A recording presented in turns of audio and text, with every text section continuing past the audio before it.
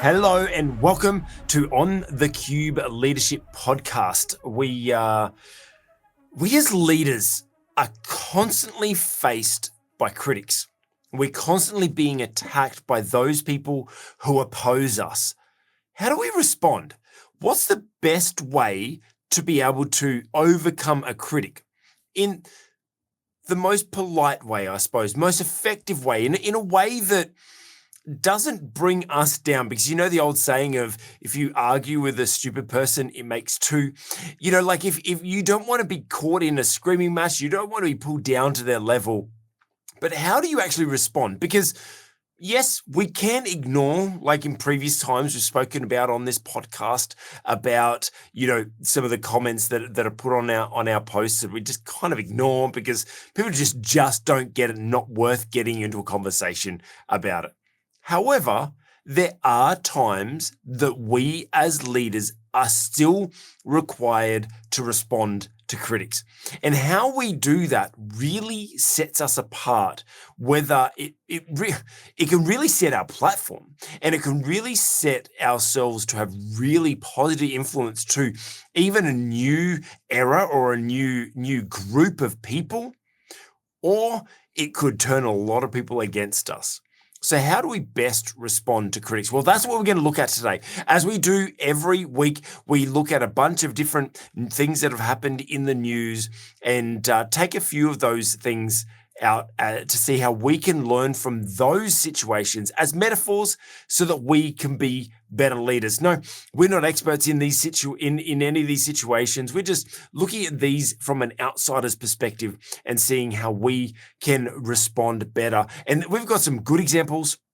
We've got maybe not some good examples. We're going to be talking about Trump today. We're going to be talking about the Australian federal budget. We're going to be talking about Elon Musk. We're going to be talking about Chris Pratt. And we're going to be talking about Jesus. We're going to be talking about all of those and how they responded to critics and how we can be better leaders and respond to critics ourselves. But before I do, let me welcome Dr. Rod St. Hill, the business pastor. Welcome back yet again, Dr. Rod.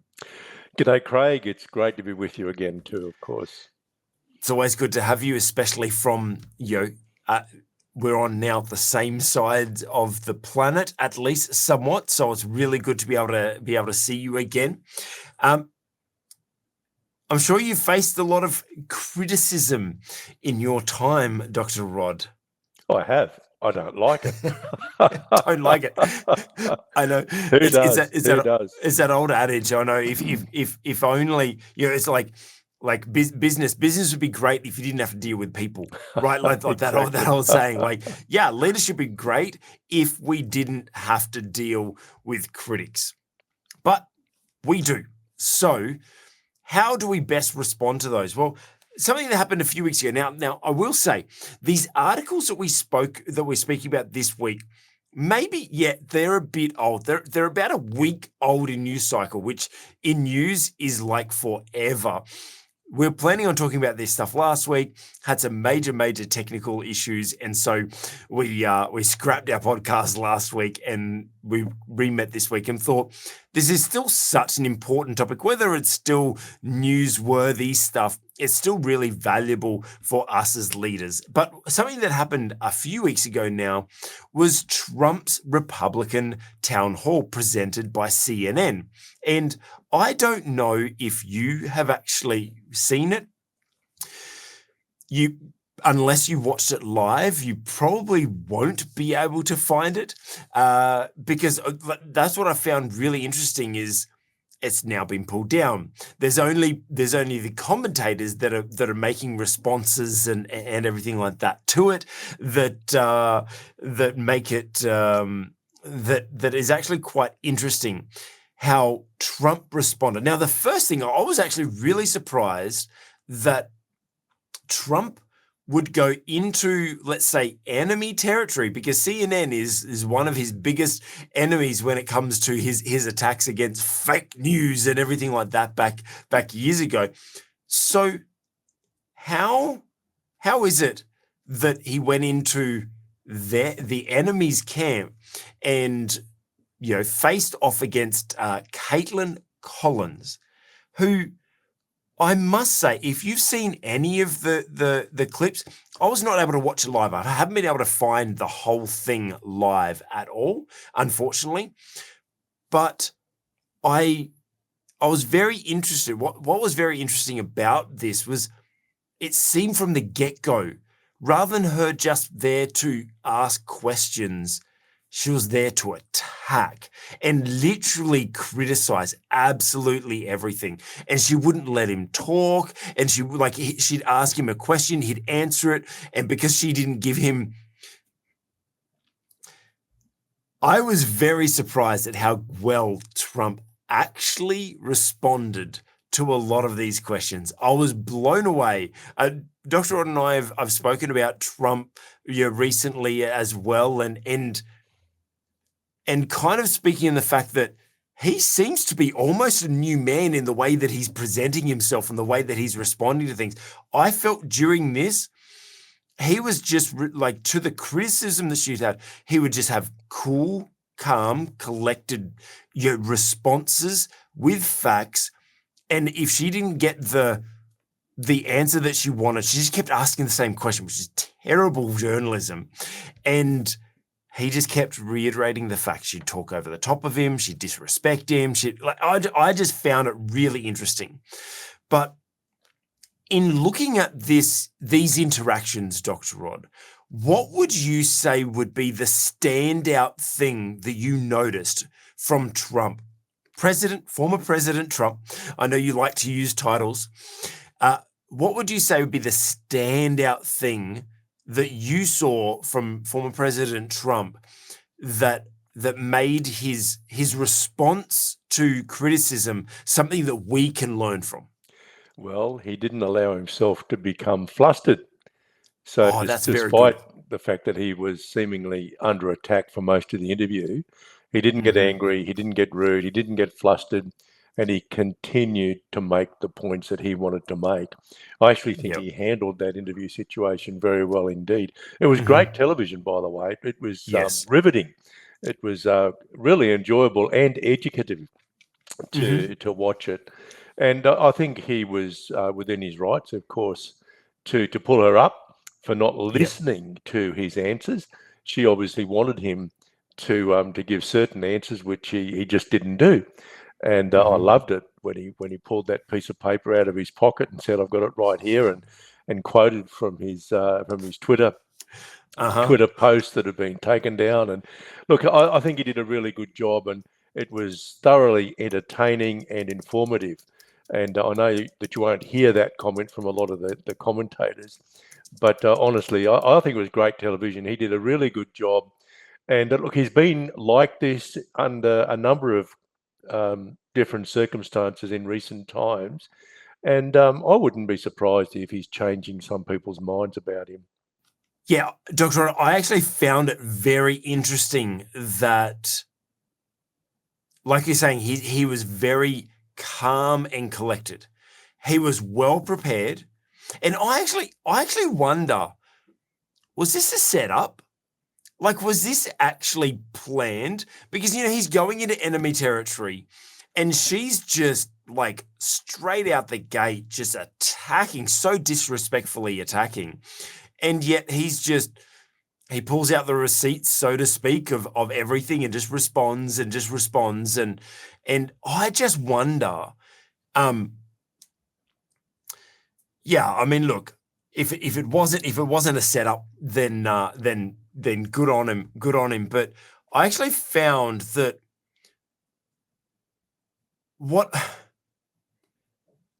I think one of the big things I'll learn from this is he was definitely under attack. It wasn't just like someone was critical of him, and it wasn't just like someone just disagreed with him. She was verbally like assaulting him, and abusing him throughout this whole interview. And the fact that he stood his ground and stayed calm and collected, showed maturity, which, I mean, you'd hope from a 60, 70-year-old person. Like you'd expect someone like that to have some maturity, but not always. But I just feel like when we come under fire, I think what I got from President Trump in that situation was, while he was under fire, he knew his position. He knew his facts. He knew what he was standing on. He knew who he was. And so for that made me think that us as leaders, when we're under fire, we need to know who we are. We need to know who we're called to be. We need to know, yes, you know what? Like, I've been called to this. I know my facts around this. I know where I stand, and I can stand firm in what I believe in. And so therefore, when I'm under attack, I can stand firm and stand strong in that. And that's just one of my thoughts of how we can learn to be better leaders from this situation is know who you are, know what you're called for, know what you're called to. And obviously Trump is on this mission. He has full belief that he's been called on this mission to be president again and to do this. And so I know he's been accused heavily of this in the past, negatively, about the fact that he's so bullish, like that he'll charge things down and it no matter doesn't let things get in his way. It's almost a good thing when you have critics to kind of know that you're.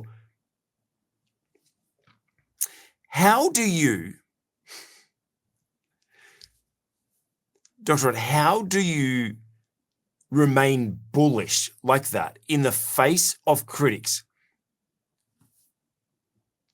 and still not run people over, so to speak? Well, I think you've got to have a lot of self-confidence, and President Trump, of course, has self-confidence in spades, as we say in Australia. And look, one has to say he's quite a remarkable man because he doesn't have critics, he has enemies. Mm-hmm. And the truth is he's been absolutely hounded and persecuted. In fact, the clarion calls of lies, lies, lies. It's a bit like a Pentecostal chorus that just goes over and over and over again. And undoubtedly, President Trump and his advisors, they knew exactly what questions were going to come his way because there was nothing new.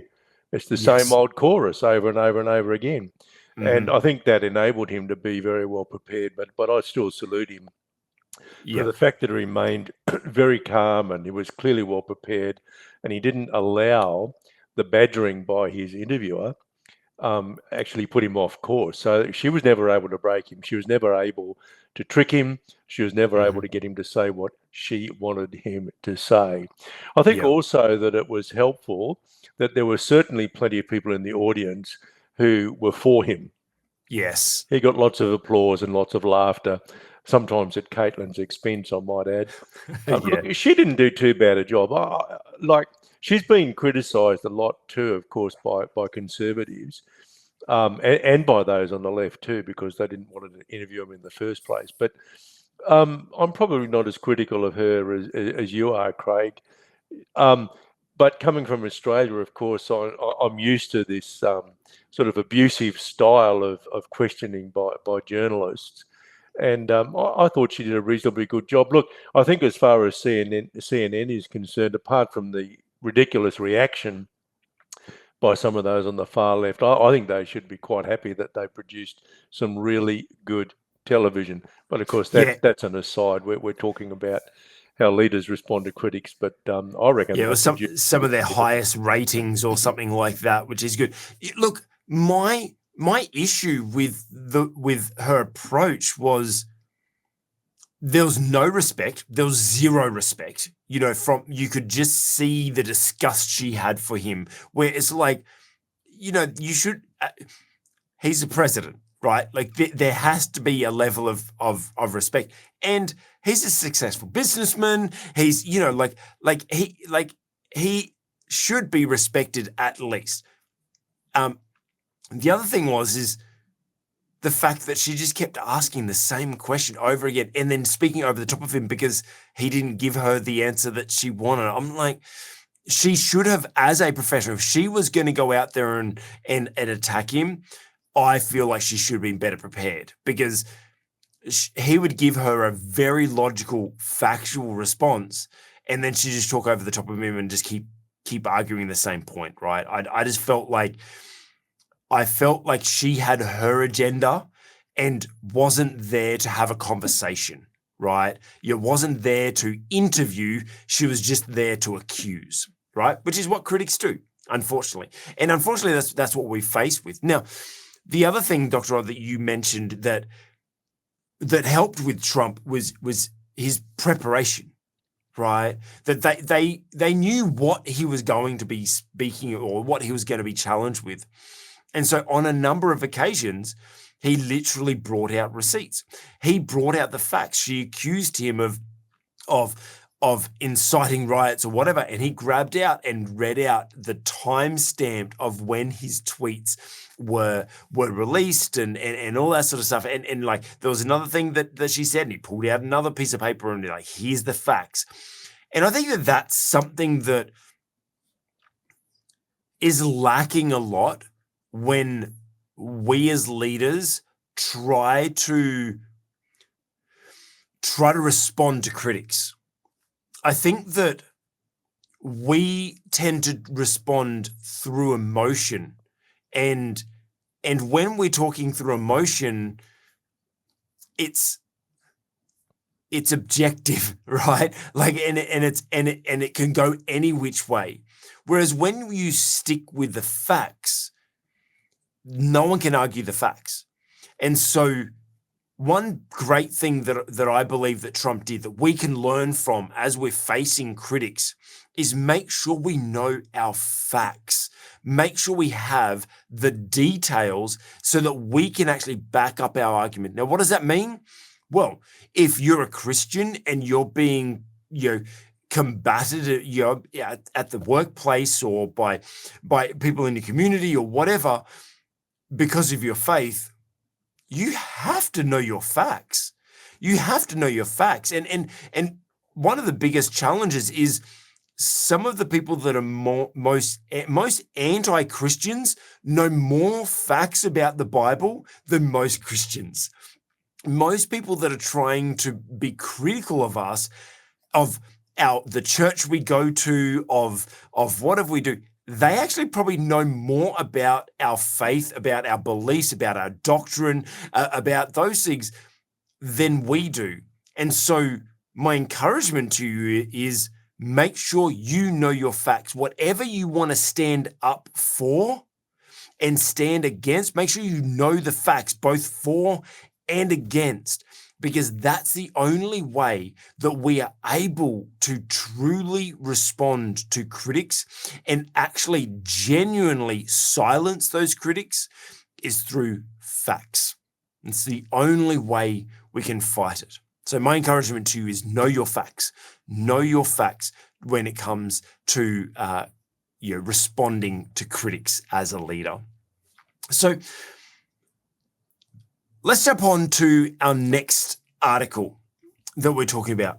There's critics of the budget's cost of living measures. They say that they're inflationary, but is this true? Dr. Rod, as an economist, let's talk the Australian budget, the Australian federal budget. Yeah, a few weeks ago, it was brought out, and there's a lot of critics that are criticizing this budget because they're all saying that there's all these stupid spending things and all this craziness, and it's only going to cause inflation and all this sort of stuff. What's your take, Dr. Rod, as an economist, on the most recent Australian federal budget? Well, I'd have to say first that I am critical of it. And look, I've been critical of the federal government budgets for nearly 10 years now. And probably the last one I was fairly happy with was 2014. But most of the media wasn't happy with that one. Look, one of the issues I have, and I have had this issue for a long time, is simply the size of government. And this budget and the forward estimates, they usually make estimates out 4 years, shows that the size of the federal government is just going to get bigger and bigger. It'll amount to some 26% of the economy within 4 years. The cumulative deficits will be about $114 billion. And they, of course, trumpeted the fact that this current fiscal year was going to return a surplus, a very small surplus, largely because of an increase in the tax take. That's partly because iron ore prices are very much higher than they thought they were going to be, as thermal coal prices, and also employment is held up much more strongly than they anticipated. So they ended up with an accidental surplus, and they're not going to have another one of those in the foreseeable future, either by accident or by design. And when the question is the budget going to be inflationary? The fact is we have what economists call a structural budget deficit. And what that means is even at full employment, there will still be a deficit because of the nature of the budget, the way in which the whole thing is structured. And so the budget is always going to impart something of an inflationary bias to the economy. And it's only fairly small because the size of the deficit in terms of our overall production is not all that high, but it's still going to send prices in the wrong direction. And what we really need at the moment is for government to shrink in size, to sort of get out of our business and let us do our business without as much government so-called help as we are getting. And just in reference to the headline that you showed a few minutes ago, Craig, yes, there was a so-called cost of living help to the tune of $14.6 billion, but I would actually question whether that's going to help very much. And look, honestly, when most of the cause of inflation is government policy in the first place, the kind of spending that went on, increasing the unemployment benefit, increasing some assistance to single mums, part of this cost of living, so-called cost of living budget included government subsidising a pay increase for workers in nursing homes and so on for the aged. Well, that's not going to stop the cost of living from rising at all. That's just a ridiculous claim on the part of government, and anybody who believes that, I think, is really pretty silly, quite frankly. So yeah, I'm concerned about the size of the budget. I'm concerned that it's not going to do anything to reduce inflation, and that's what the government should be doing if it is concerned about the cost of living. Of course, the major causes of inflation in Australia are outrageous government spending over the last few years, partly as a result of government policy responses to the COVID pandemic, and then more recently, government policy in relation to climate change, which is driving up energy prices and will continue to do so in the foreseeable future. So those are parts of the issue, but one of the other issues, and again, look, I've been focusing on this for quite a few years now. I regularly do commentary on the federal government budget.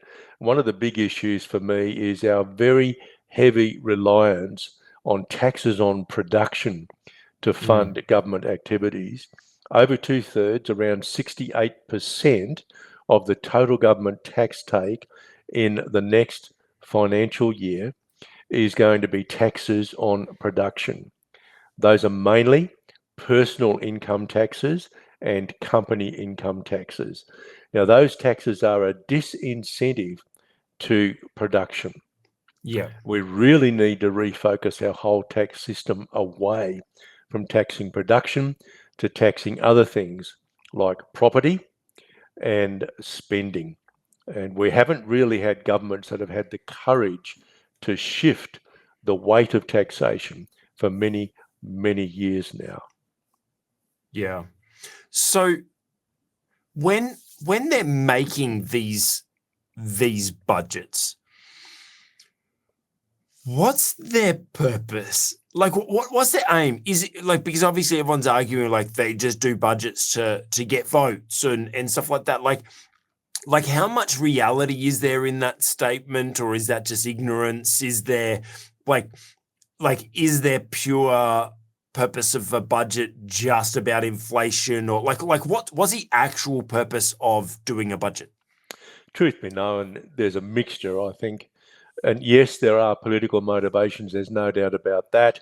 Governments tend to pander to those people who vote for them in their budgets, and that's one of the reasons why, in terms of handouts, most of the new handouts went to people at the lower end of the income spectrum, and they tend to be traditional Labor voters. There are also some very sizable subsidies to much the well-heeled as well. $2 billion going to hydrogen production, and a lot of money going into renewables too, of course. And the main beneficiaries from those kinds of subsidies are some of the richest folk in the land. It's the people in the middle who get squeezed. They pay the bulk of the taxes, and they don't. Well, it's not actually true. They do pay a lot of taxation, and they get very little back in return, certainly in this particular budget. So yes, political motivations are part of it. But look, politicians are not all about themselves. Obviously, there's a lot that they do in order to become re-elected. But the truth is that they do have ideological positions, which they use the budget to solidify. And this particular government has a very strong ideological position in relation to global warming, and as a result, they are moving very rapidly to transition the Australian economy from coal and gas power stations to renewables without nuclear.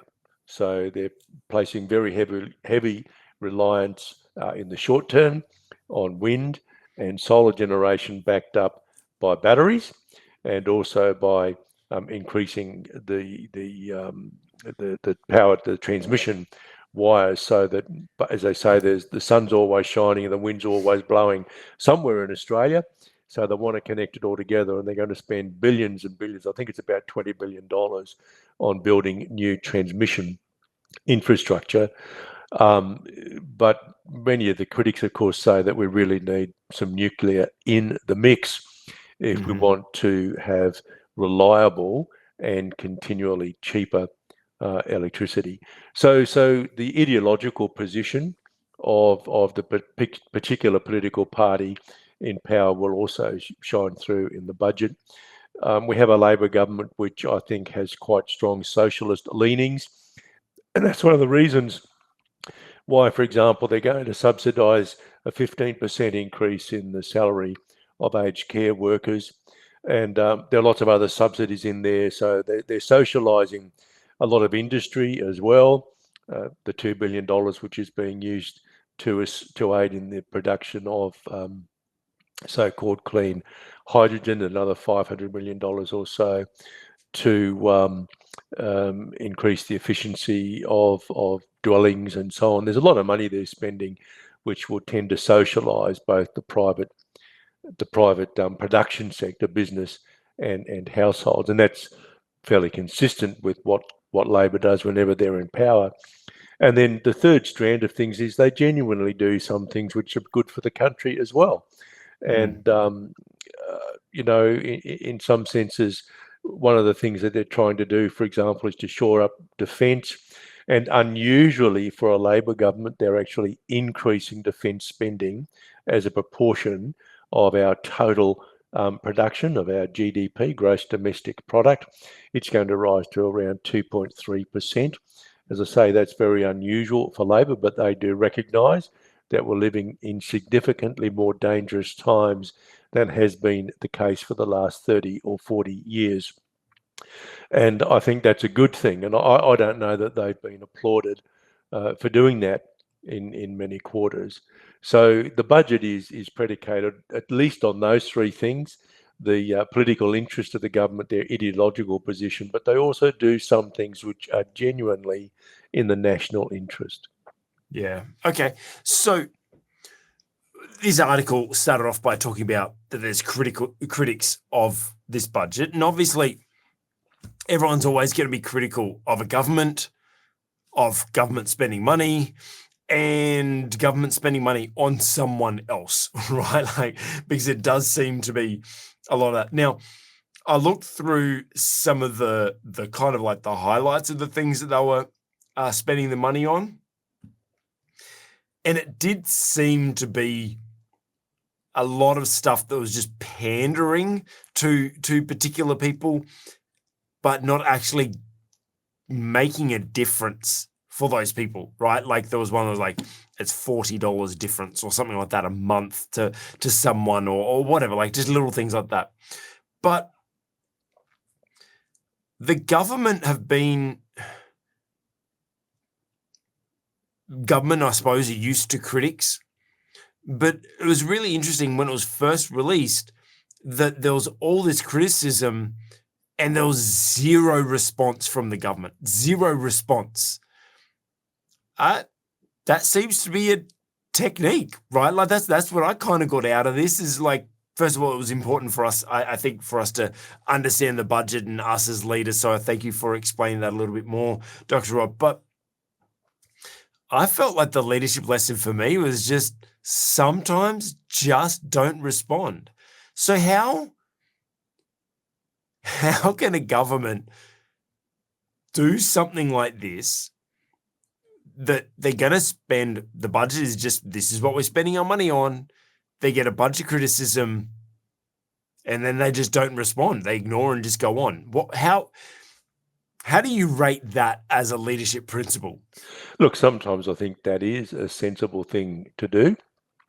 You're not under any particular obligation to respond to critics, I don't think. It really depends on whether or not it's in your interests or another important, say, segment of the community's interest to do so. And clearly the government doesn't feel pressured to respond. I might add that most of the media has given the government a pretty easy ride. They're not really being asked the hard questions. And where fairly hard questions are being asked, they simply don't respond. And I know that there are conservative programs, for example, that they'd love to grill the Treasurer and the Prime Minister on some of these policies. They don't respond to them, and there's no pressure that comes from the general media to do so. So they've been given a fairly easy ride, in my opinion. But look, sometimes it is fair and reasonable not to respond. And look, if I was the Treasurer, my response to the criticism would probably say, well, so tell us what you would have done. The leader of the opposition had an opportunity. There's what we call the budget reply speech, which the leader of the opposition delivers. He did. And look, he pointed out most of the criticisms that I've made already. But what he did also was to put nuclear on the table, nuclear power generation. Yep. And that's the first time that the opposition has actually done that. They didn't do it when they were in government. And that's possibly one of the reasons why they lost the election. But certainly, look, one of the main sources of inflation is the cost of energy. Make no bones about it. And the leader of the opposition, Peter Dutton, said we need to have a discussion about putting nuclear in the mix. I think he's right. I think he's received a fair bit of support for that position. The problem that the Labor government has, its official Labor Party policy not to go nuclear, despite the fact that we're going to build nuclear submarines. We don't seem to want to build nuclear power stations. And for those who are not aware, Australia has actually had a nuclear reactor for some 60 years at Lucas Heights in Sydney. And that nuclear reactor, there was a new one brought in to operation there. That's probably about a decade ago now. So we've actually had 60 years of experience with a small nuclear reactor, which produces nuclear medicines in the main for use in Australia. So we do have a small nuclear reactor, and we've had one in Australia for some 60 years. We'll soon have nuclear-powered submarines. And so really, it's very sensible for us to start talking about nuclear power if we're going to say no more thermal power generation using either coal or gas. Mm. So how do you decide when is the right time not to respond to critics and just keep going about your business versus when's the right time that we should respond to critics? Look, most of the time, if you can, don't respond straight away. Give yourself some time to think before you make a response. Now, that's not always easy to do, of course, when there's some kind of doorstop interview, you're getting out of a car and, there are reporters all around. But, look, if I was a politician, and I'm not, but I'd tend to say, look, I'll make a statement a little later this afternoon and I'll let you know what time I'm going to make that statement. You see, you're never under obligation to respond right away. And I think that's one thing that people in the public eye often forget. You don't have to make a response straight away. Give yourself some time. Say, yep, I will respond. I will respond at 2:00 this afternoon or whatever.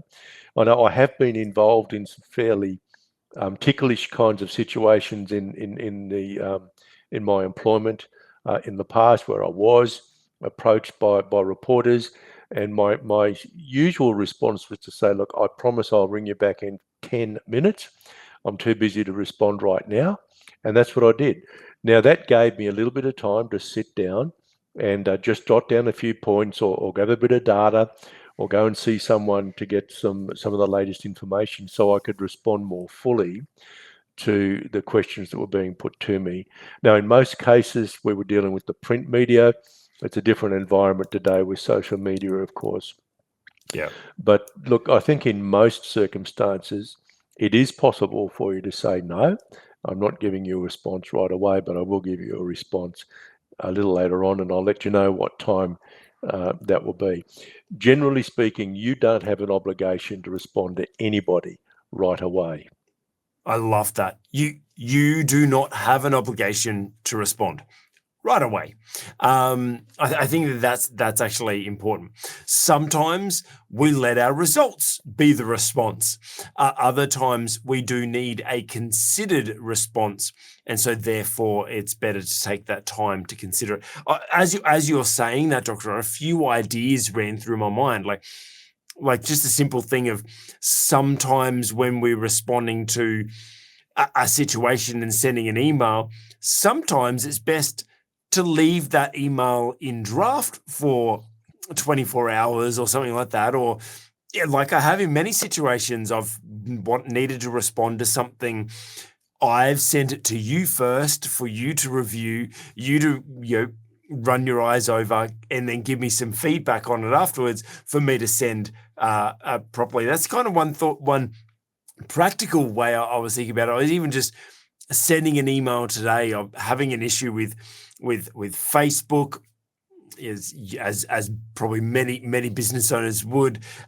They've added some random charges on my account. I'm disputing those. I've given them the facts. Just like with Trump, I gave them the facts, and their email back to me was like just almost a stock standard carbon copy of their previous response, and didn't even acknowledge any of my facts. And so in response, I was in the middle of something. I'm like, I'll just respond quickly. And I just went, if you don't remove these charges, I'll report you to the ACCC. And bro, I was very aggressive. And luckily I got interrupted and went about my day. And then afterwards, I'm like, I'll do one more soft email before we go hard on the ACCC threat. But sometimes it is better for us just to take time to consider our response, get rid of the emotion out of it, so that then we can respond with advice as well, getting advice. So I see that's very important, that we don't have to respond straight away. And another real practical thing that I probably share with you is one thing that I do with my clients is most of my clients, if they've got questions, they'll send me a voice note rather than calling me. And because I tell them it's much better for you to send me a voice note so I can get all the facts, hear your tone, hear your emotions, and know everything about you, what you're going through. And then I can listen to it in my time when I'm free, and then I can consider my response, and then I record a voice note back and forwards. Now, sometimes I'll spend hours going back and forwards with clients with voice notes, even longer, sometimes 3-4 hours.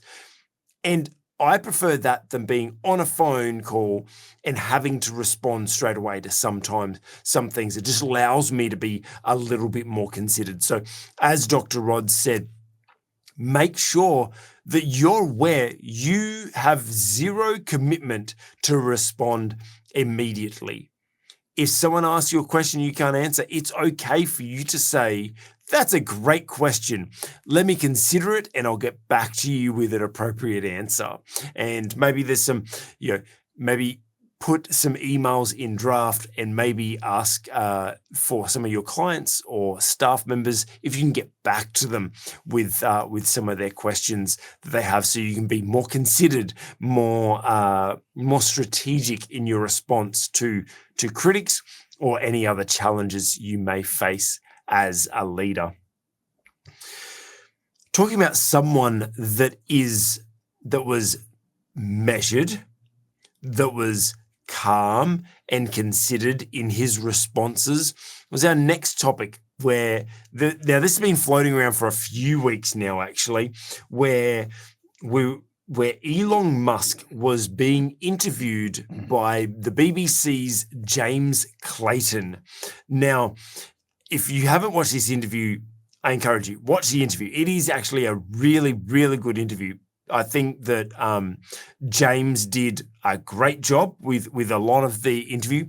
There is a few parts of it that I think that he kind of tripped up on, and he's been raked through the coals, so to speak, with his responses, because what he was doing is he was trying to challenge Elon Musk about what's happening on Twitter and how Twitter's just become a free-for-all and it's aggressive and there's abuse on there and it's just like the wild, wild west on there.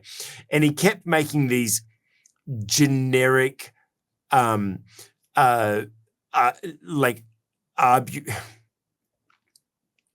now lost that word. Very generic, nondescript, non-specific claims of like, oh, I always see this stuff that happens whenever I go on there. And then Elon Musk did this amazing thing in response to a critic, where he didn't just turn around and just go, well, yeah, all right, and then try to get defensive. He responded beautifully. And I actually, with all of our stuff, all of the articles and everything like that, they're all linked in the description below. You can go and check them out. All of the articles, videos and stuff that we refer to, and maybe other videos of other people that are speaking about similar things that we're speaking to, we link them below, so you can get full story if you want to. Go and watch the article. Go and watch the interview. And I've also put another link of the shorts of this section where James was trying to challenge Elon about the state of Twitter, and Elon was not letting him get away with it at all. And James kept saying, well, it happens, and Elon's gone, okay, give me an example. And he couldn't. And I thought that this was a really great example. And actually, Stephen Crowder, I think it was, that I was watching, that I think I've linked, think that it's his video that I linked below.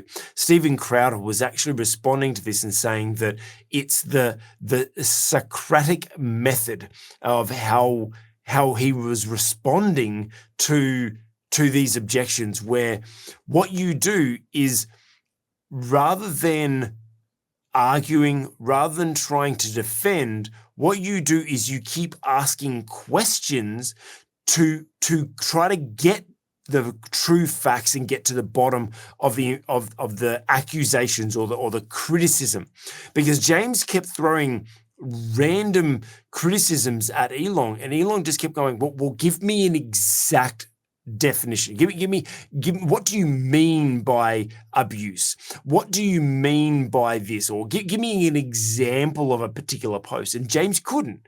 But he kept coming back on, well, it just happens all the time. And Elon's gone, well, if it happens all the time, then you can give me an example. Give me an example. What do you mean by this?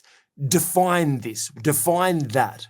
And I think that this was a great approach from Elon Musk to respond to criticism by not getting caught up in getting defensive, but being specific about asking for the facts. Go, okay, please define. Let me understand what you're saying, because I feel like, and my mind instantly goes to arguments with my wife or arguments with exes or whatever. And I'm sure you've had relationship disagreements before, where when you're disagreeing about something, rather than you both trying to actually get to find a solution, both of you are just either trying to attack each other or just trying to defend yourselves, right? Trying to prove yourself right, which isn't the best method.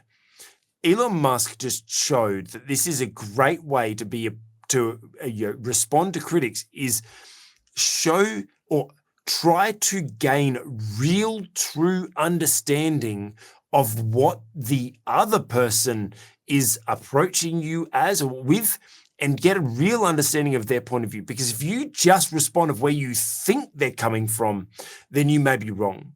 But also, as Elon shows, that if you try to display an effort to discover understanding, maybe you might find that they themselves don't actually understand. Dr. Rod, what did you think about this interview, and what do you feel about the Socratic method? Oh, it's great. And I do think it's important that you clarify terms, you clarify definitions, you clarify examples. I think Elon Musk did a really good job with this. But a couple of other things really stood out for me, which I think are important lessons for leaders. One was, it certainly appeared to me that he gave honest answers when he got specific, direct questions. One of which was, do you sleep in the office 5 nights a week? He said, I do sleep in the office, but not 5 nights a week. And he said, he actually explained where he went to sleep. He said, there's a library on the 7th floor. There's a couch in the library, and I go to sleep there sometimes. So he really laid that whole myth to rest, that he slept in the office all the time. And it was a great response. And the other was right at the beginning of the interview, where there was a discussion about the way in which the funding of the BBC was represented on Twitter. So originally I think it was state-funded or state-supported media. Now the BBC objected to that. They felt that was a bit too socialist, and but Musk responded by changing that characterization, and he actually changed it to publicly funded. And of course, that's the way in which the BBC actually describes itself on its own website. Now, he showed there a willingness to back down, to make a change. Now, it wasn't a significant change, but it did mean something, and I agree, it did mean something to the BBC. They didn't want to be seen as it were, state-backed and an instrument of the state, although they probably are, but they show a fair bit of bias, just like the Australian ABC does. In my opinion, I should say, because not everybody has that opinion. But I think that showed a strength, because a little bit like Donald Trump, he didn't come on to be combative. He made himself vulnerable. He clearly didn't have the questions beforehand, and he showed a willingness to actually listen and respond when he had specific questions, although there weren't all that many such questions. But I think he did a very good job. And see, one has to bear in mind that he paid something like $45 billion for the privilege of owning Twitter. It's worth less than half that now. The market capitalization of Twitter is around $20 billion now.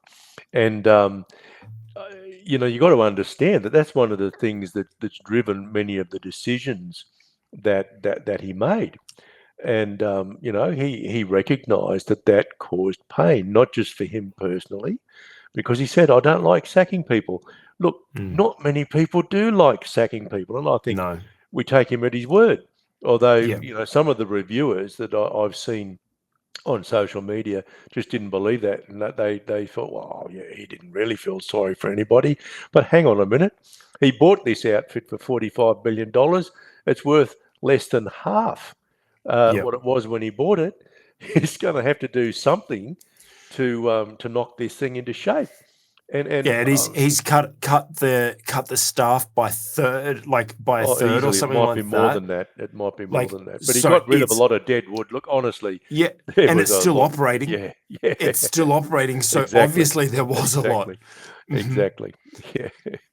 And apparently now it's not. By last reports, I actually think it's cash flow positive now. I think it might be. Yeah. For the first time, ever. So he's doing something right, so yeah, I just, if you want to see a leader responding to criticism in a very collective way, I feel like watching Elon Musk, actually, there's actually a lot of YouTube videos that I've seen of body language experts and everything like that are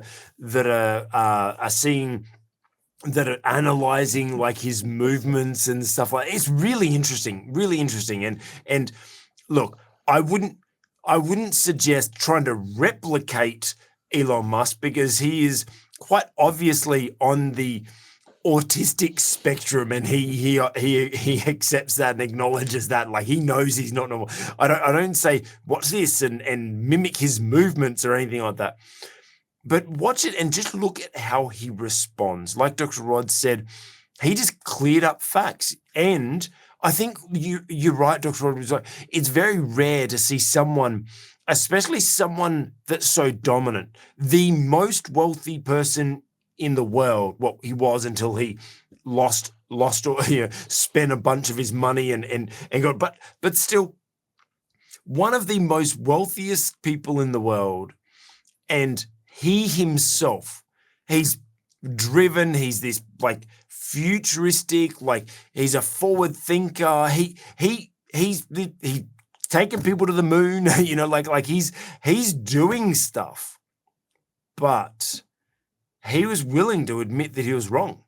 He was willing to change his mind about something.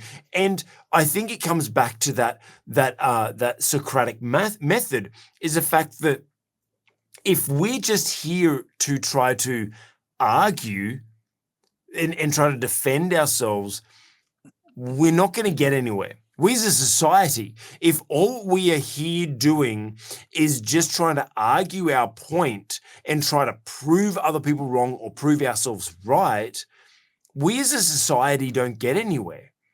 So if we have critics, if we're just going to respond to our critics by trying to put them down, trying to shut them down, trying to just prove them wrong, then we're part of the problem. And using the Socratic method, it's really powerful in the fact that it helps. Let me read the definition for you, right? And this was taken from Wikipedia. The Socratic method is a method of hypothesis elimination. I love that. Hypothesis elimination, because what that takes into consideration is the fact that you have an opinion and I have an opinion. They're only hypotheses. They're not. They're just ideas, right? And so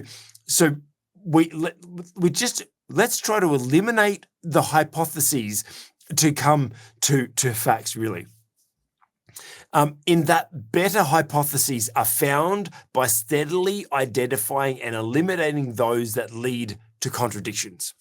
Now, isn't that what a really great conversation is about trying to eliminate contradictions? Because we hear all this all the time, like, oh, the left are arguing this and the right are arguing this and conservatives, like, there's quite often a lot of contradiction. But if we actually took this Socratic method to practice, we could probably eliminate a lot of those contradictions and actually be able to stand on pure facts. It goes on to say the Socratic method searches for general commonly held truths. General commonly held truths. And I think that this is what Elon Musk was trying to do was okay, you're saying it's abusive. Define abusive for me. Let's find that common ground. Let's find that common understanding so that we can both find that agreement. I've spoken about Steven Crowder before. We've spoken about him a number of times on this podcast, but he's incredible. And you go back and watch his old what are they called? Change My Mind, right? These old Change My Mind videos where he used to go to college campuses and to sit there and have an opinion on something, whether it be gender or abortion or whatever. And he just said, change my mind. And his approach was this approach where someone would come and try to prove him wrong. And he'd be like, let's find a common ground first. Let's find, like, whether it be abortion. It's like, we both agree that killing a baby is wrong, right? Let's just at least find that common ground, right? And then work backwards from that. And then once we find those commonly held truths that shape beliefs and scrutinize them to determine their consistency with other beliefs. I just really like that. Like, are we as leaders actually going out there trying to find better beliefs, right? Are we trying to refine our beliefs, or are we just stubborn and stuck in our way with what we think and what we believe? And we just think that anyone that has a differing opinion is a critic and they're against us. Sometimes when we are being approached by critics, how about we try to find a common ground first? How about we try to define what is actually going on, what the actual problem is, so we can come to a proper solution together rather than just trying to prove ourselves right. And then maybe we can respond to critics a lot better. And hey, maybe that might lead you on a path to being one of the most wealthiest people on the planet. But let's move on to the next, to our second last topic of how to respond to critics. Chris Pratt.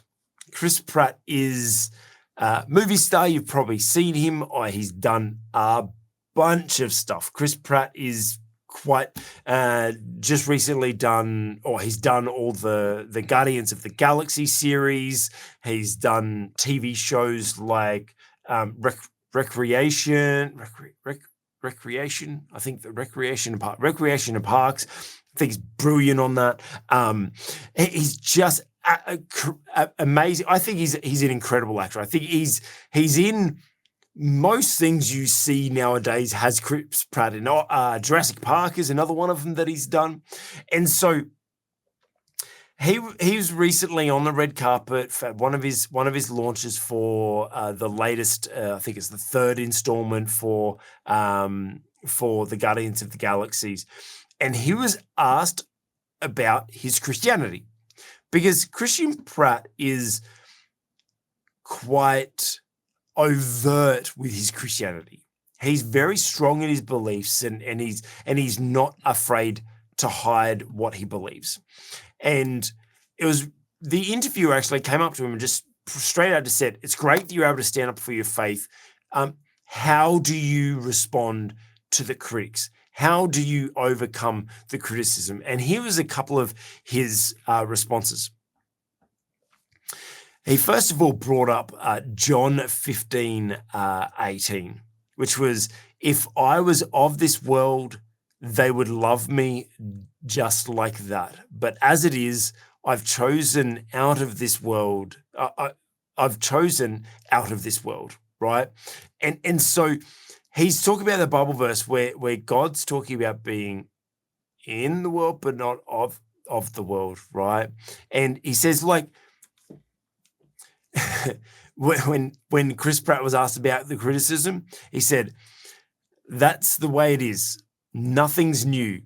2,000 years ago, they hated him too," obviously referring to Jesus Christ. And just talking about, like, Jesus never promised us an easy road as Christians. We're going to have critics. But Jesus didn't try to pander to the critics. He didn't try to cater to them and try to be like them. He stood his path. He knew his purpose, and he knew he was set apart. He knew he was different. And that's the same as the way that Chris Pratt responds as well. And and then he was asked about how is it that you can stay strong, because obviously Hollywood is very left, very liberal. How do you, as a Christian, keep strong to your beliefs? And he said, "Oh, just how you deal with anything." I'm going to talk about the objection. "Like a rhino, stick your head down and you keep driving forward. You have to have thick skin. And if anyone gets in your way, you stick your horn right up their butt." Now, then it went on to a bit of an awkward exchange of the metaphor, and it went a little bit off path. But like he said, you just have to have thick skin. If you're going to be a leader, if you're going to be taking on as a leader, whether you're a Christian leader or not, like, as a leader, you're going to face criticism. You're going to face obstacles and challenges. You have to have a thick skin. And as Chris Pratt says, you just got to stick your head down and keep driving forward and just shove your horn into anyone that gets in your way. Dr. Rod, now look, we've spoken about this before, Dr. Rod, about just because someone claims to be Christian, don't replicate everything. I've noticed that he's reasonably liberal with some of his behaviors and stuff like that. So it's not like he's a model Christian or anything like that. But I love that he's standing up for his beliefs, and I like this approach of, like, hey, Jesus had objections. He told us that it wasn't going to be easy. What do you think about his response about the rhino, about just having obviously there's a little bit of objective stuff there, but about just having a thick skin and having to push through? Well, a psychologist I know would call that resilience, and it's sadly lacking in people these days. And so I think, that metaphor of the rhino is quite good, although Christians might want to put their horns in a slightly different place. But really, it's about resilience. And one of the ways in which we can build resilience is to know what we believe and why we believe it. Yeah, and that's really important for us as Christians. And look, one of the things I do to build resilience, to be confident in my faith, is I listen to podcasts by apologists. Now, being an apologist, by the way, is not someone who apologizes for being a Christian. I got to say, Dr. Rod, I in later years, found Christ again after being away from church for a number of years, and then got into more of my faith and everything like that, and got into apologists and got more into it like that. And I'm like, for years, I thought that they were people that were just literally that went around and apologized. No, they don't. So define for us, where does the actual word apologist come from? Okay, Because I only learnt this it recently. comes from a Greek word, which I think it's apologia, if I pronounced it correctly, and it really simply means to state your case. All right. To state your case, you need to know what you believe and why you believe it.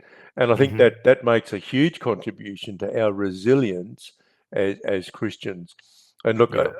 for me, for example, I've become more and more confident that I can believe the Bible, partly because of what's emerging through archaeological digs. So, for example, the Bible is very, very accurate historically.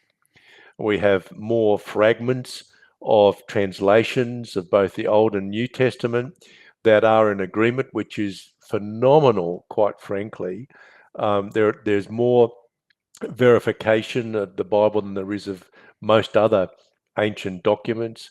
It's really quite amazing. So my confidence that the Bible is truth has grown enormously because I've simply read about archaeological discoveries. I've learned a little bit about logic and philosophy over the years. As I said, I've listened to a number of apologists quite regularly, so I can now argue my case much better than I could in the past. And also, I've come to understand that my identity is actually defined by my relationship with Jesus Christ. It's not defined by my social position here on earth. It's not defined by my wealth. It's not defined by the power that perhaps comes with my position as a pastor or as an academic or whatever. My identity is 100% defined by my relationship with Jesus. In other words, my identity is defined vertically, not horizontally. If I That's really understand good. that, you see, the criticism always comes horizontally. It doesn't come from God, it comes from the people around me. That's all horizontal. That shouldn't have any impact on my self image whatsoever because my image is not defined by any of those horizontal relationships. It's all vertical. And I think that's what Chris Pratt meant when he made that reference to what passage was it in the Bible again?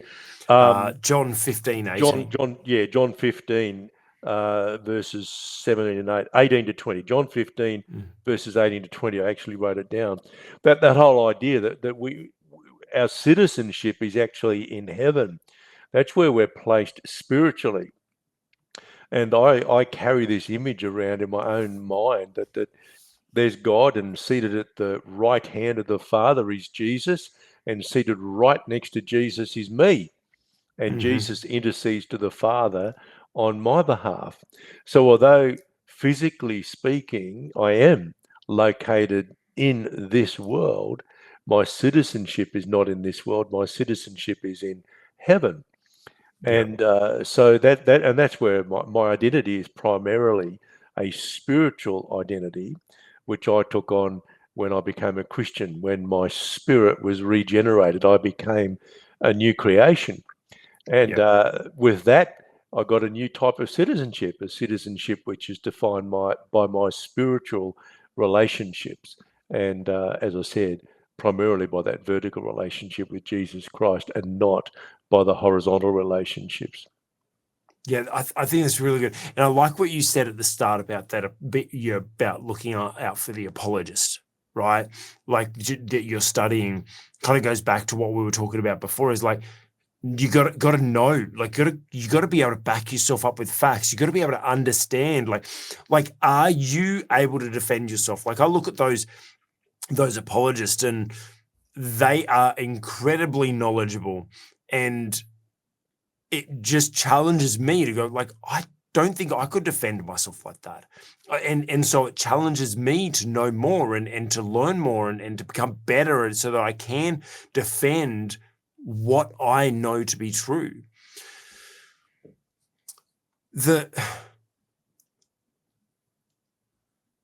I think it's important, and like as you said, knowing who we are and like that, knowing our standing, and just like Chris Pratt says, well, if I was of this world, you'd love me. And so are we just trying to please the people in this world? Yeah, like if you want to just be loved and everything to be awesome and to be a people pleaser, go for it. Right? Go for it. But that means you're bowing down to the idol of this world. That means you're bowing down to the praise, to the accolades, to the rewards that only humans can give you. But we're called to something different. We're called to something bigger. We're called to something greater. And that's why Chris was saying, I'm not of this world, and referring to, as Jesus was saying, I'm not of this world. So I'm not fazed by those things. The critics, that's fine. They can have their criticism. I know I'm not of this world. And so it's knowing your identity. You have to be certain and firm in your identity. You have to be certain and firm in your purpose. It talks about being that rhino and just having a thick skin. I think that we tend to be a little bit sensitive, and we tend to be a little bit, how would I say this? We tend to be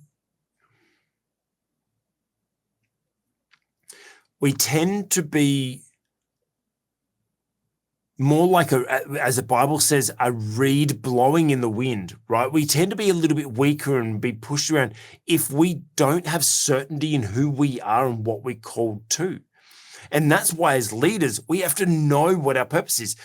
Chris Pratt knows he's called to make a positive impact on the world of Hollywood and make that a difference. Make it a difference in the world and be carrying the flame of Jesus Christ through that. He knows that. And so any objection that he has, any criticisms he has, he can carry through it. It doesn't bother him because he knows what he's called to. Do you know what you're called to? Yes, yet another a shameless plug. Link down in the description. Check out our free leadership development program where we literally, or just there you go. There's a QR code where you can download our free app, free leadership development program, which starts out by helping you understand what your identity in Christ is, understanding what your purpose is and what God has called you to, so you can have that thick skin that just pushes you through, and so that you know that you can carry through all the challenges, all the objections, all of the criticism, and just keep your head down, knowing that your identity is in Christ, not of this world. And so, speaking of Christ and our identity in Christ and him not being of this world, let's jump across to our leadership lessons from Luke. Yes, every week we look at a different part of Luke, and which is generally related to our topic that we're talking for the day. And we're going to jump to Luke 20:20. Now, actually, Dr. Rod, I'm not actually going to read through the entire thing, because there's actually probably a couple of different passages here that we're going to talk about. But Dr. Rod, do you want to give us a bit of an overview of what happens through these sections of Luke? Well, yes, we can read these and think, oh, well, that was just something Jesus did in his sort of day-to-day activities. He answered questions from the Pharisees and the Sadducees. But actually, they were out to catch him. They wanted to catch him doing something for which he could be condemned. You see, Jesus made enemies from the moment that he embarked upon his public ministry. Remember when he stood up in the synagogue and he read from the scroll? Right from that point, he made enemies. In fact, he was crucified primarily for political reasons, because he threatened the established religious order. That was his main crime, as it were. That was really the reason in the end why he was crucified. And you see, the Pharisees and the Sadducees wanted to catch him out. Now, the reason why the Pharisees, it wasn't actually the Pharisees, he asked him this in the book of Matthew, it tells us that they sent some of their disciples to ask Jesus a question. And they start out by addressing him as teacher. They flatter him. Teacher or rabbi was a title which was given to wise sages whom people looked up to. And so they start out by flattering him. And that's obviously a tactic to get somebody's attention. And then they asked him this question: is it lawful to pay taxes to Caesar? Now, the answer they were hoping for was yes, because that would be blasphemous. The reason why it would be blasphemous is that would be an admission that Caesar was Lord. You see, the Old Testament law that provided for tithes and all of the tithes and the offerings were actually made to God. And they were made to God through the priestly order. So it was actually unlawful, it was blasphemous to recognize anyone as Lord other than the Lord God Yahweh. Well, Jesus was very, very smart in his response because he asked them to show him a coin. And it would have been a Roman coin. We believe that was the case because it had the image of Caesar on the coin. And so his response was, well, you better pay to Caesar what you owe to Caesar, and to God what you owe to God. And of course, the Bible records in that chapter in Luke and in the other Gospels that they never asked him any more questions. They couldn't catch him out, you see. Then we get to the Sadducees. Now, well, actually, before you get on to that next point, I'm preaching, aren't I? No, I love it, but I just want to jump on that part because now I'm pretty sure you were at the same event with me. We were at an event. There was, I'm trying to remember his name, Mark something, and he shared about the actual real background of what was actually said about that, the coin, and he said, give to Caesar what is Caesar's, and give to God what is God's. And what he was taught, he was actually kind of referring to there was, if you look on the coin, it has the face of Caesar on it, so that belongs to Caesar. So give that to him. And what Jesus was referring to is, if you look at us as humans, we, as the Bible says, we have the face of God. We are the image of God. And so we should be giving ourselves to God.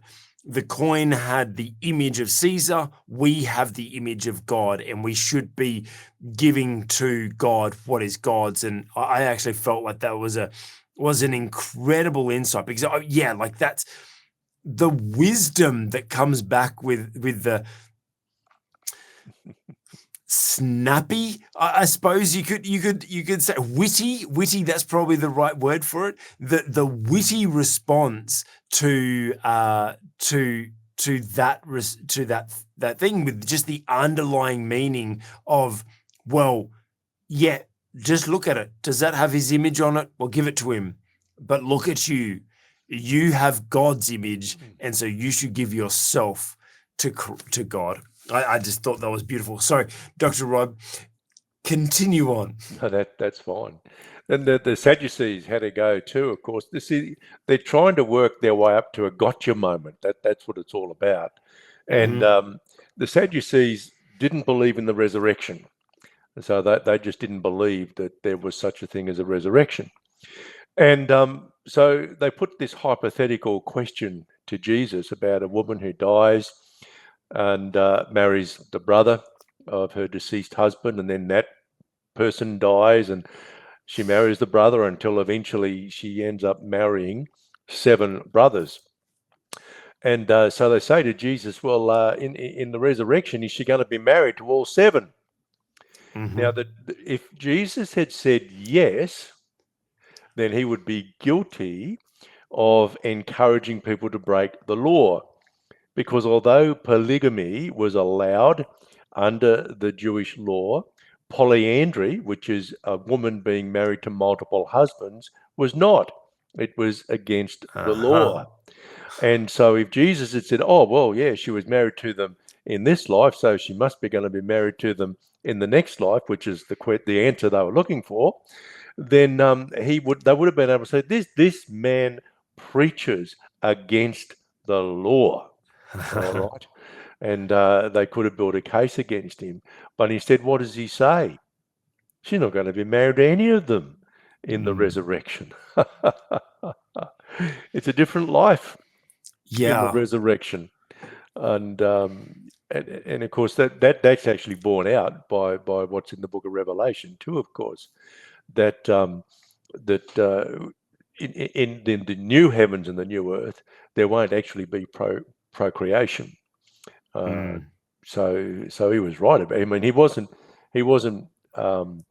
just playing with words. He was actually speaking the truth there, but it was a truth that they weren't prepared for. And of course, he shut them up as well. And look, his life depended on it. Yeah. You know, his life depended on the answers that he gave, because they were looking for an excuse to turn him over to the Roman authorities for execution. But Dr. Rod, you have to give it to them. These two questions they asked, they're pretty smart questions. Oh, yes, they were. They must have,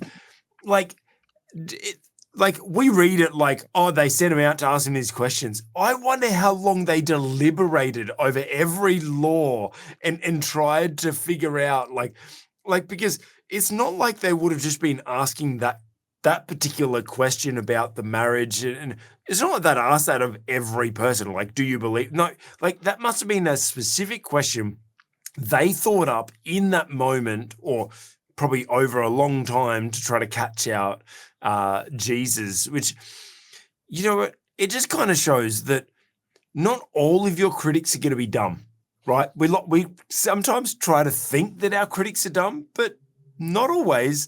Well, sometimes a lot of our critics are smart. Like I said, sometimes they actually know a lot more of the facts than you do. So, Dr. Rod, what would you take from Jesus' response to these people? Well, sometimes people are out to get you, right? Mm-hmm. And particularly people who are in political leadership roles, the media, they're always out to get you. They want to create one of those gotcha moments. And Jesus was well enough steeped in the law to be able to respond appropriately, you know, and he shut them up. He shut up his critics, and they had to find some other excuse in the end for handing him over to the Roman authorities. You see, the Jewish authorities were only able to execute somebody themselves if they broke certain temple laws. That was primarily related to people who had no authority to enter into certain parts of the temple. So they were able to administer capital punishment in those cases, but for all other cases like insurrection and so on, they had to turn the people over to the Roman authorities, because they were the ones who had the authority for executions. And so they had to catch him. What they really wanted to do was to be able to build a case that he was breeding insurrection against the Romans. Yeah. That's so. Anyway, insurrection. That sounds familiar lately. Like, it seems like, you know, obviously, like we were talking about at the start of like Trump, where Kaitlan Collins was on the CNN broadcast. She was literally just out to get Trump, right? And one of those topics was insurrection, trying to get him for insurrection, and it's interesting that the interview with Elon Musk with James Clayton, like, he was just out to get him. He was just trying to get them. And so Jesus is now sitting here with people that are just out to get him. Now, we say that his life depended on it. However, he knew he was going to the gallows, so to speak, eventually. He knew he was going to the cross, right? He knew it. But he knew he had to wait until the right time. He knew what his purpose was. He knew his calling. He knew he had to keep going. There's more work to do for him on earth before that time. Otherwise, he could have just turned around to them and gone, yep, they're all married in heaven and that's it. Arrest me and it's done, right? But he understood his purpose. He understood. Yeah, but obviously looking at Jesus, he is the wisest being on the planet, right? He's God. But how can we as leaders learn from how he responded? Well, grow in wisdom, because that's what Jesus did. He grew in knowledge and wisdom. The Bible records that. Yep. That's before his public ministry, of course. That was all his preparation for public ministry. So maybe we should spend a lot of time growing in knowledge and wisdom before we do, what we're doing here, say, and putting ourselves out there in the public arena, and therefore opening ourselves up to criticism. So this gets back to knowing what you believe and why you believe it in significant detail. So I think that's kind of a good summary for this, but also our entire topic today is, how do we best respond to critics? Grow in wisdom and knowledge. Look, it's the best way to, we'll talk about Trump. How did he respond? With facts. So he had knowledge, right? We're talking about the federal budget. Well, we'll see. They haven't really responded yet. They kept their mouths shut until the right time. Maybe it's right for us to keep our mouths shut until we have the right facts and the right wisdom and knowledge. Elon Musk, the way he was able to respond was, he kept, even in the interview, he kept trying to gain more knowledge by asking questions, the Socratic method. Go and check it out, and work on trying to gain knowledge even from the person that is against you. And Chris Pratt, be able to stand up for your faith. You need to grow in knowledge and wisdom. Do you know why you believe what you believe in? Do you know why you believe in Christ? Do you believe everything in the Bible? If someone questions you about the Bible, was the Bible facts, or is it just a story? What do you actually, how much facts, what's your knowledge and wisdom about what you stand for? Are you wanting to step into leadership in government? Gain knowledge and wisdom in politics. Gain knowledge and wisdom in that. Are you trying to forge your way in a particular industry? Gain knowledge and wisdom. Gain knowledge and wisdom, and that is the best way for you to respond to critics. Thank you for watching us today. We thank you for taking the time to listen to us, and I hope that you've learned something.